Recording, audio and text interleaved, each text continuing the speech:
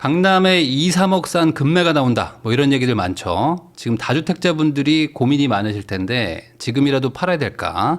이런 주제로 한번 이야기를 해보겠습니다. 최근에 이제 기사입니다. 강남권에 2, 3억 낮춘 초금매 매물도 나온다. 부동산 시장이 혼돈스럽다. 이런 얘기가 나오는데 실제로 매물이 조금 늘었습니다. 고가권에서는 확실히 그래도 금매가 나오는 분위기예요.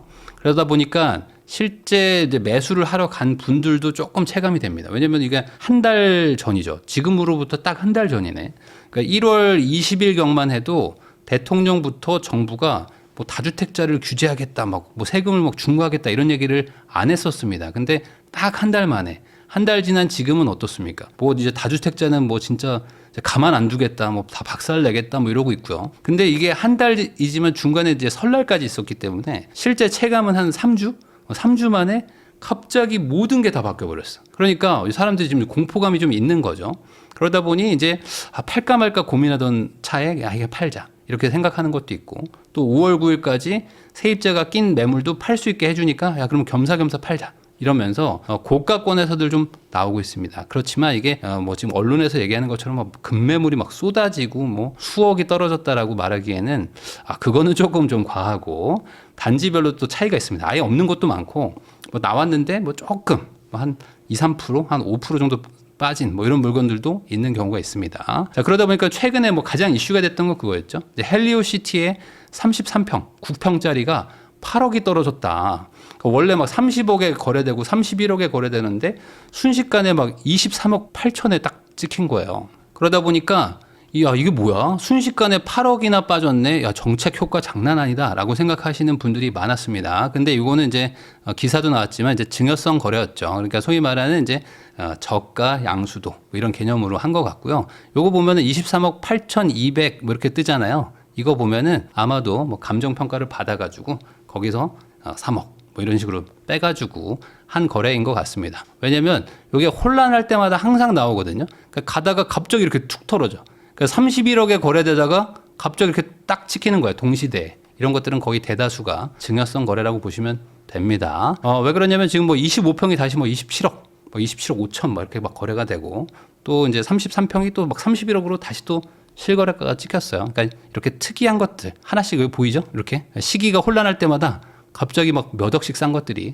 가끔씩 나오기는 합니다. 근데 이거는 살 수 없는 매물이다. 자, 거기다 이제 이재명 대통령이 오늘이죠. 오늘 또 한 번에 이제 그 X 트위터를 또 썼습니다. 여기 보면은 뭐 집을 가지고 가도 된다. 뭐 다주택을 해도 된다. 뭘 해도 상관없다. 그렇지만 위험과 책임은 피할 수 없을 것이다. 라고 이제 얘기를 다시 한번 했습니다. 자, 여기 보면 이게 키워드가 중요한데 다주택을 유지하든 비거주 투자용 주택을 보유하든 평당 3억씩 하는 초고가 주택을 보유하든 자유지만 비정상의 정상화에 따른 위험과 책임은 감수해라 라는 겁니다. 자, 그럼 이게 무슨 말이냐? 다주택 비거주 투자용 고가주택 여기가 이제 앞으로 타겟이 될 수밖에 없는 거예요.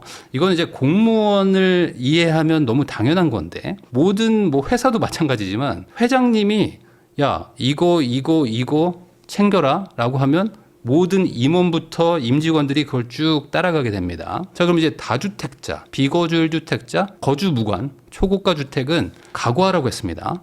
자, 그럼 이제 위험과 책임은 뭐냐? 세금 중과 그리고 대출 규제일 것이다. 자, 이거는 뭐 대출 규제는 뭐 할 게 뭐 있습니까? 라고 하는데 아직 남은 부분도 더 줄일 수도 있고요. 뭐 이제 다주택자면 뭐 대출을 강제 상환시키겠다. 뭐 이런 얘기들도 지금 나오고 있습니다. 자, 세금 중과. 당연히 뭐 다주택자면 세금 중과. 비거주 1주택자 세금 중과. 너는 초고가, 너는 세금 중과. 이런 식으로 갈 확률이 있어요. 그러다 보니까 오늘 해명 자료가 하나 나왔는데 재정경제부에서 나온 겁니다. 부동산 세제 합리화 방안의 구체적인 방향, 내용, 발표 시기는 결정된 바가 없다. 그러니까 어떤 경제지에서 기사가 하나 떴는데 그건 사실 무관입니다.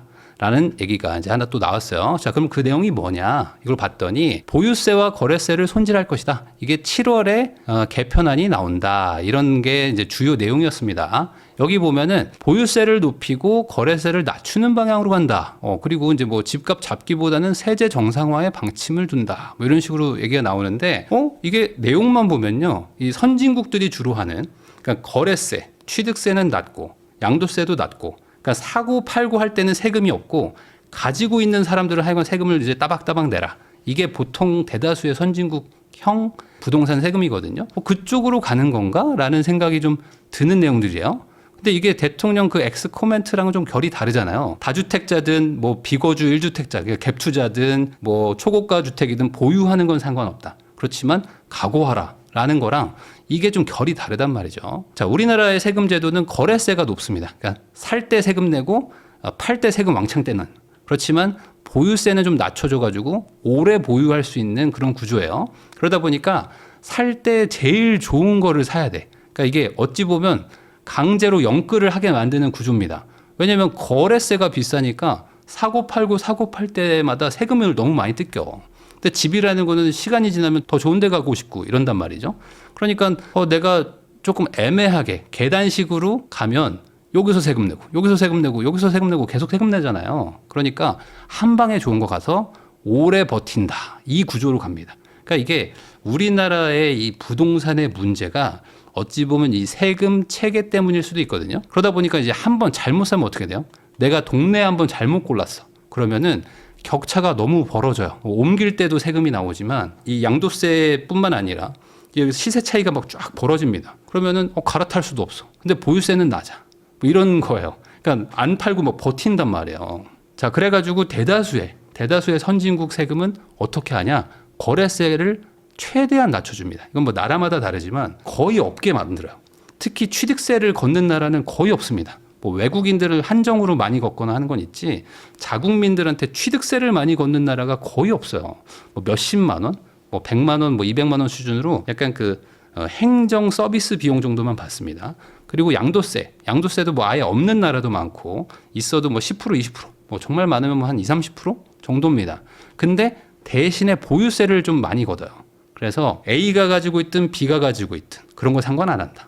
뭐 한 사람이 100개를 가지고 있든 뭐 50개를 가지고 있든 한 개를 가지고 있든 상관 안 한다.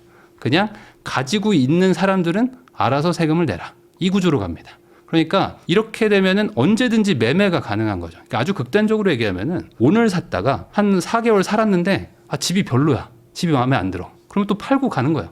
왜? 거래세가 싸니까. 대신에 이제 보유세가 비쌉니다. 그러니까 이제 오래 보유하는 것도 조금 부담이 되는 거야. 내가 좀 이렇게 돈을 잘 벌 때는 그리고 좀 이제 사회적으로 좀 이렇게 지위가 올라가고 있을 때는 좋은 동네 살다가 굳이 내가 여기 안 살아도 되겠는데 보유세가 좀 센데 하면은 좀 도시 외곽으로 나가가지고 좀 전원 생활도 즐기고 이런 식으로 거래를 자유롭게 하니까 나갔다가 또 불편하면 다시 또 도심으로 들어오고 이런 것들을 하기가 좋은 거죠. 그러다 보니까 이게 조금 합리적이잖아요. 우리나라처럼 한 방에 좋은 걸 사가지고 버티는 구조보다는 사고 팔고 하는 거에 큰 부담은 없게 해주는 식으로 가는 거죠. 자, 제가 봤을 때 부동산 문제 해결의 가장 첫 번째는 이 거래세 위주의 세금 구조를 바꾸는 겁니다. 이 거래세가 사실 너무 커요. 우리나라는. 그러다 보니까 이제 한 번 집을 사가지고 집값이 올랐어. 그래도 사람들이 옮기질 못해. 옮기는 순간 지금 집보다 더 나쁜 집으로 가야 되거든요. 세금을 확 뜯어가니까. 그래서 거래를 안 하려고 한단 말이야. 그러니까 좋은 동네에 사는 사람들은 계속 버팁니다. 그리고 나쁜 동네에 사는 사람들은 계속 좋은 동네를 가려고 그래. 그러니까 이제 계속 웃돈이 붙는 시스템이죠. 근데 이거 팔면 세금이 많이 나와. 그러니까 안 팔고 또 버텨. 그러니까 한 번에 좋은 곳으로 최대한 선점을 잘 해야 우리나라는 유리한 구조인데 이 세금 체계만 바꿔도 꽤 괜찮을 것 같거든요. 훨씬 더 나을 것 같거든. 지금보다는. 그 거래를 안 하려고 하니까 사람들이 버팁니다. 그러니까 버티면 나라가 세금을 걷어야지 운영이 되는데 세금이 안 나와요. 보유세가 없어. 우리나라는. 그러니까 우리나라는 보유세가 확실히 그래도 낮은 편입니다. 물론 이런 얘기하면 뭐 화내는 분들이 있어요. 보유세가 얼마나 높은데 하는 분들은 고가, 뭐 강남권에 있는 곳들은 이제 종부세를 따로 매기기 때문에 그분들은 이제 너무 많이 내는 거긴 하지만 일반적인 뭐 99%의 사람들은 대부분 보유세는 다른 나라들에 비하면 엄청 낮은 수준입니다. 대신 우리는 이제 양도세나 취득세가 세죠. 자, 그러다 보니까 이제 1주택자 분들도 불만이 많은 거야. 아니, 내가 1주택이고 난 여기 실거주 했는데 뭐 아니면 나는 그냥 한 채 가지고 있는데 잠깐 지방에 뭐 발령받아서 갔는데 내가 무슨 뭐 투기를 했어 뭐 했어. 근데 왜 나한테 취득세도 내고 양도세도 막 몇십 %씩 가져가는 거야 하면서 화를 내는 사람들이 많단 말이에요. 그러니까 어떻게 돼? 1주택자가 많잖아요. 1주택자는 보유세는 이미 낮은데 양도세도 깎아주고 있어요. 이 양도세를 깎아주는 걸 이제 장기보유 특별공제 아니면은 뭐 12억까지는 비과세 이런 식으로 우리나라는 1주택자면 보유세도 낮고 양도세도 낮게 해주는 나라입니다. 그러니까 1주택자가 훨씬 유리한 거예요. 다주택을 하거나 이러면은 막 때려잡고. 자, 그래가지고 제가 생각할 때는 그냥 1주택자든 다주택자든 뭐 아파트를 가지고 있든 빌라를 가지고 있든 뭘 가지고 있든 뭐 땅을 가지고 있든 상가를 가지고 있든 뭐 별 상관 안 하고 그냥 네가 가지고 있는 재산이 얼마면 그거에 해당하는 보유세를 내라 라고 하는 게 사실 서로 좋은 겁니다. 이 대신에 거래세, 취득세는 확 낮추고요. 사실 취득세는 뭐 거의 없게 만드는 게 저는 맞다고 봅니다. 살 때 돈을 내는 거는 좀 과한 거죠. 뭐 내가 돈 번 것도 없는데. 그리고 이제 거주했으니까 거주 개념으로 이제 한 번씩 나한테 세금을 내라. 매년 내라. 이렇게 하는 거는 괜찮고 양도세도 좀 낮춰주는 거죠.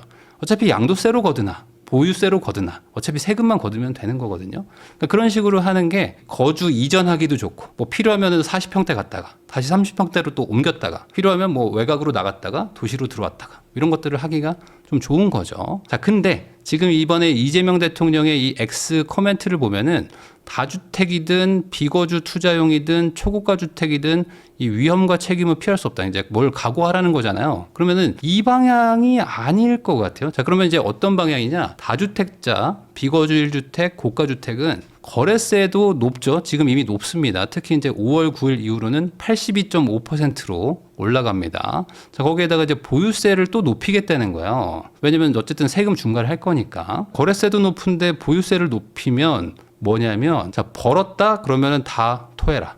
이거를 이제 세금으로 토해내고 그리고 네가 그거 싫어서 버틴다 그러면은 못 버틸 만큼 보유세를 때리겠다. 그래서 보유세를 많이 부과를 하면은 못 버티겠죠. 못 버틸 때 번 돈을 이제 82.5%든 뭐 70%든 세금을 때려가지고 다 국가가 회수를 한다는 거예요. 그러니까 이게 과거 문재인 정부 때 부동산 정책 방향입니다. 그래서 그때 만들었던 세제가 유예가 됐다가 이번에 다시 5월 9일에 원상복구, 그러니까 중과로 돌아가는 거죠. 자, 그러면 이렇게 되면 어떻게 되느냐? 보유세가 거래세보다 싸단 말이에요. 이게 싸요.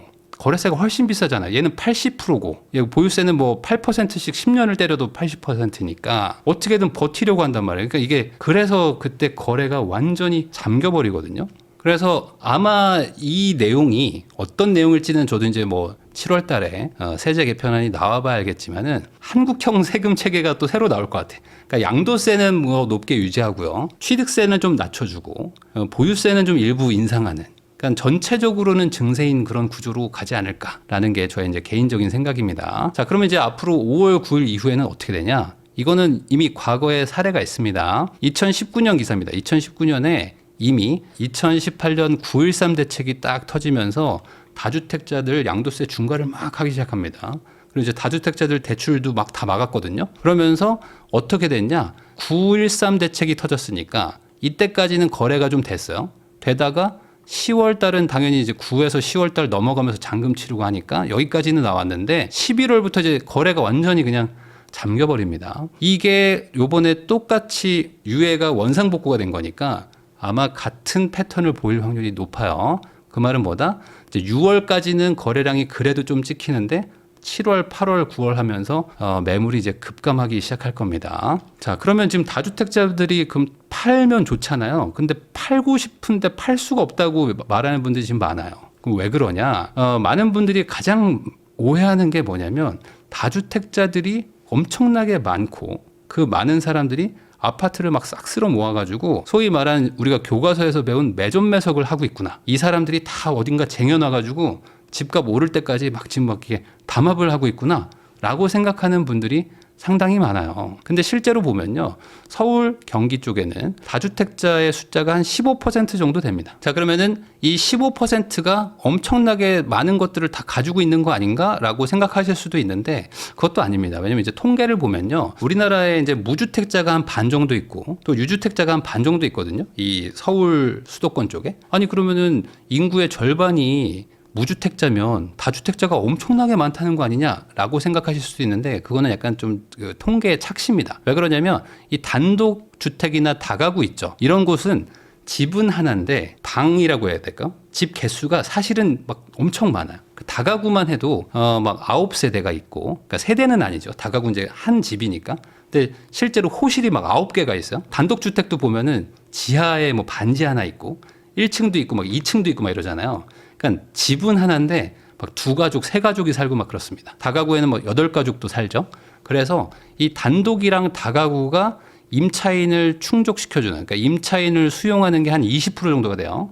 거기다가 빌라도 한 14% 정도 있거든요. 빌라에 그래 한 60, 70%그 정도가 이제 세입자로 많이 이렇게 들어가 있다라고 추정을 합니다. 그러니까 실제로 50%가 무주택자니까 다주택자들은 다 두세 개씩 가지고 있구나. 이게 아니고 이런 그 다가구나 단독주택 같은 곳에 뭐 3가구, 5가구, 7가구, 9가구가 이런 데 같이 사는 거예요. 그리고 이제 빌라 같은 데도 꽤 많이들 사시는 거죠. 그래서 이걸 반대로 생각해 보면 조금 더 이해가 쉽습니다. 뭐냐면 우리나라는 1주택자가 85%입니다. 그러니까 유주택자의 85%가 1주택자예요. 그럼 여러분들도 그렇고 저도 그렇고 모두가 알잖아. 우리나라 사람들이 내 집 마련한다는 게 뭐예요? 아파트 사는 거지 뭐 빌라 사는 거를 내 집 마련했다고 생각하는 사람은 별로 없단 말이에요. 그러니까 내가 돈이 없으면 어쩔 수 없이 뭐 빌라를 산다 이런 거지, 아파트 사고 싶다 그게 내 집 마련이다라고 생각하는 사람들이 국민의 절대 다수다.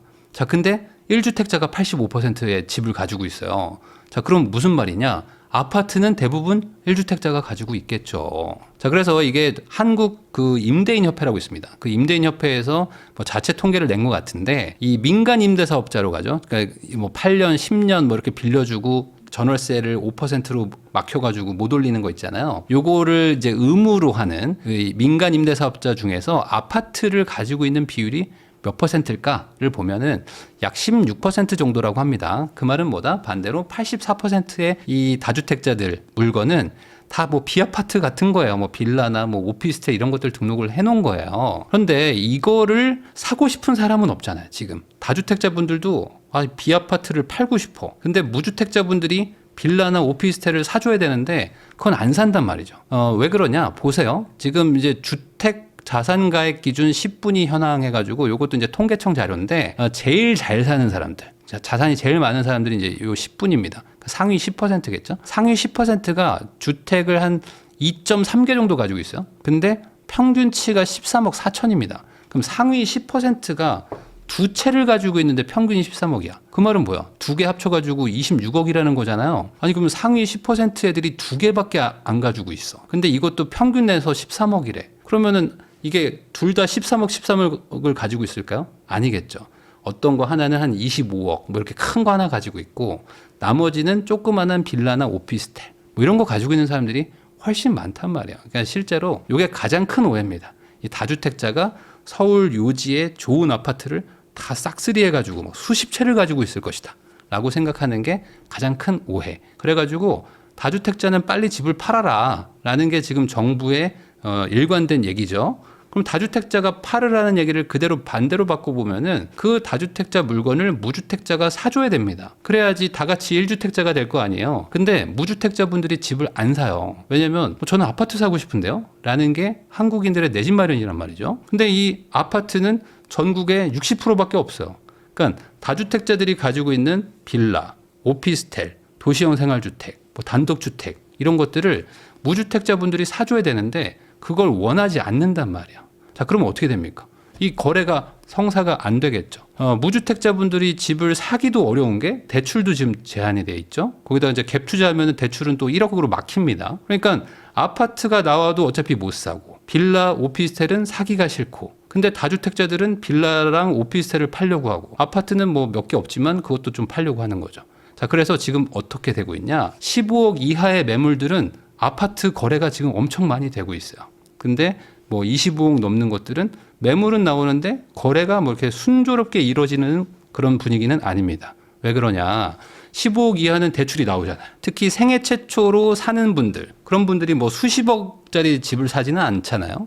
그러니까 15억 이하에서는 생초로 6억까지 대출이 나오니까 젊은 분들이 이번 기회에 집 사자라고 할 때 보통 이제 뭐 10억, 15억 사이들을 살려고들 한단 말이에요. 그러니까 여기는 막 거래가 활발하고 뭐 금매 이런 것도 별로 없어요. 근데 이제 고가권은 매물을 내놓으라고 해서 내놨는데 사줄 사람이 별로 없는 거죠. 자, 그러다 보니까 이제 지금 빌라나 오피스텔을 가지고 있는 다주택자분들 있죠. 이런 분들이 좀 팔려고 해봤는데 이거는 안 됩니다. 잘 안 팔려요. 안 팔리고 어차피 이쪽은 시세 차익도 없어요. 시세 차익도 별로 없으니까 5월 9일 이후로 양도세 중과가 된다고 한들 얘네들 파는 게 그냥 끝이에요. 이거는 시세 차익도 없는데 양도세 중과를 해봐야 어차피 양도세가 안 나와요. 그러니까 이거는 5월 9일 지나서 뭐 세입자 나갈 때 그때 뭐 이제 집을 비워놓고 최대한 뭐 급매로 파는 수밖에는 없습니다. 그리고 이제 아파트만 가진 다주택자분들도 있을 거 아니에요. 아파트 뭐 내가 두 채나 세 채 가지고 있어. 근데 이거를 팔기도 뭐하고 안 팔기도 뭐하는데 어떡하지? 뭐 이런 고민했던 분들, 이런 분들은 뭐 증여를 할 수 있으면 하는 게 좋겠죠. 왜냐면은 지금 아파트 매수하는 게 어렵기 때문에 우리 애도 무주택자잖아요. 그럼 이 무주택자 애도 결국에 1주택을 해야 되는데 이거를 얘 능력으로 살아? 이거 쉽지 않습니다. 그러면 어차피 내가 죽을 때 상속세 내는 게 똑같으면 증여를 해주는 경우가 많죠. 물론 증여해줄 때도 지금 세금이 엄청나게 높습니다. 엄청나게 높은데 뭐 그럼에도 불구하고 증여하는 게 차라리 싸게 먹히는 경우가 있어요. 근데 이게 안 된다. 증여가 안 되면은 매각하는 것도 나쁘지는 않다. 자, 왜 그러냐? 지금은 일반 세율이에요. 그러니까 어차피 내야 할 세율대로 내는 겁니다. 지금 뭐 중과가 되고 있지 않아요. 세율이 어느 수준이냐? 과세 표준, 양도 차익이 3억 정도가 나는 경우들이 요즘에 꽤 많습니다. 왜냐하면 서울 아파트 평균 매매가가 15억이에요. 그러니까 15억인데 여기서 10%가 오르면 1억 5천, 20%가 오르면은 3억입니다. 내가 사서 뭐 한 3, 4년을 보유하고 판다고 치면 그래도 평균적으로 한 15%에서 20% 오르거든요. 그럼 이렇게 20% 올라서 3억을 벌었다면은 세율이 38%다. 이 누진공제는 별 의미가 없어요. 어차피 여기 지방소득세 10%가 또 붙습니다. 이거랑 비슷하다고 떼면 대충 그냥 40% 생각하시면 돼요. 그럼 내가 3억의 양도 차익이 나면은 한 1억 2천, 1억 이상의 세금을 냅니다. 그러니까 어차피 내는 세금인데 여기서 내가 보유를 더해가지고 5억, 뭐 10억으로 가면 세율이 뭐 계속 늘어나죠. 세율도 늘어나고 뭐 중과가 있을 수도 있고 보유세를 더 붙일 수도 있기 때문에 어차피 그냥 일반적인 세율이라면 이번에 한번 정리하는 것도 나쁘진 않다. 버텨서 이득인 경우는 이거겠죠. 이 일반 세율 자체를 더 낮춰주는 거야. 그러니까 지금은 최대 세율이 45%인데 뭐 최대 세율을 뭐 30%, 20%로 낮춰준다 그러면 야 버텼다가 팔 걸 이런 생각을 하실 텐데 여러분들의 생각은 어떠세요? 지금 상속세도 개정이 안 됩니다. 이 상속세도 개정이 안 되는데 과연 이 양도소득세를 낮춰줄까? 이건 쉽지 않을 것 같아요. 특히 이제 다주택자들이 장기 보유 특별공제 같은 것들을 일부라도 좀 받을 수 있는 게 있는데 이게 뭐 규제 지역이어서 안 되는 경우도 많지만 이런 다주택자의 어떤 조금의 공제 이런 것도 다 지금 없앨 분위기니까 세율이 오르면 올랐지 내려가지는 않을 것 같다. 그러면 정리할 수 있을 때 정리하는 게 맞지 않을까?